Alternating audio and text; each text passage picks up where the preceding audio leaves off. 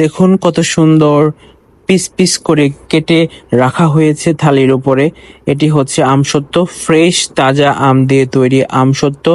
আম্মু খুব শৌখিন করে এই আমসত্ত্বগুলো তৈরি করেছে। এর আগে আপনাদেরকে দেখিয়েছিলাম কত সুন্দর করে আমের আচার তৈরি করেছিল।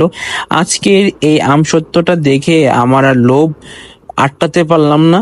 আমি কি করলাম, চুরি চুরি করে আম্মুর কাছ থেকে না বলেই অনেকগুলো আমসত্ত্ব খেয়ে নিয়েছিলাম। আমি সচরাচর আচার এগুলো কম খাই, কিন্তু এই আমসত্ত্বটা কেন জানি এতই লোভনীয় ছিল, আমি আর জিভ আটকাতে পারলাম না। নিয়ে দেজার্সে 4-5টা খেয়ে নিলাম। অনেক মজাদার ছিল খেতে। আমি আপনাদেরকে বলি, খেতে অনেকটাই চুইংগামের মতো লাগছে, মানে নরম চুইংগাম এরকম, মানে জেলি জেলি টাইপের যাকে বলে আর কি। অনেক মজাদার ছিল।